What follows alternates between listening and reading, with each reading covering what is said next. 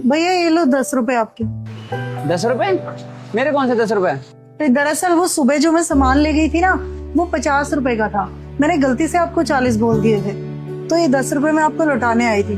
मैं शाम को भी आई थी पर आपकी दुकान बंद थी भैया। हाँ, कल वो मेरी माँ की तबीयत खराब थी इसलिए जल्दी चला गया था। 10 रुपए तो थे।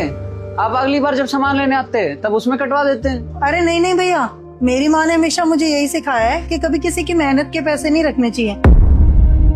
भगवान कहीं ना कहीं हमारे परिवार में से निकाल लेता है। ये लो।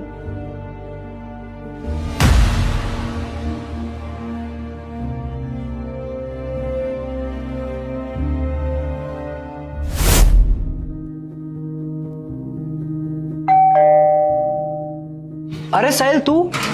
भैया नमस्ते। क्या हुआ साहिल? दुकान का सामान टाइम पे नहीं पहुंचा क्या?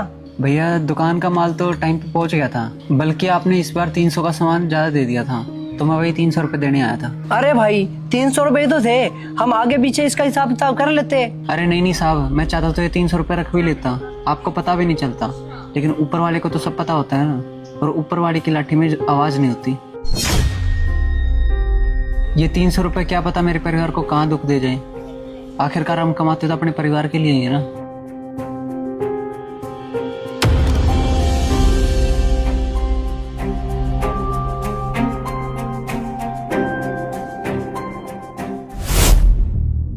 सर।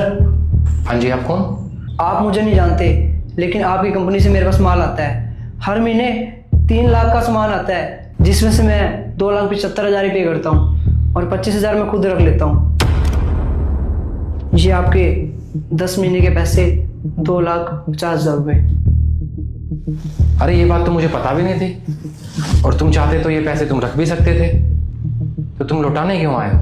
हाँ सर, वो मेरी किसी ने आंखें खोल दी, क्योंकि कई दिनों से मेरी माँ और बाबूजी की तबीयत बहुत ज़्यादा खराब है, और हो सकता है इन्हीं पैसों से मेरी माँ और बाबूजी की तबीयत खराब हो, क्योंकि ये भी किसी की मेहनत की कमाई है। इन पैसों के बारे में आपको तो नहीं पता, लेकिन ऊपर वाले को तो पता है। उसकी लाठी में आवाज़ नहीं होती। शायद तुम ठीक ही कह रहे हो।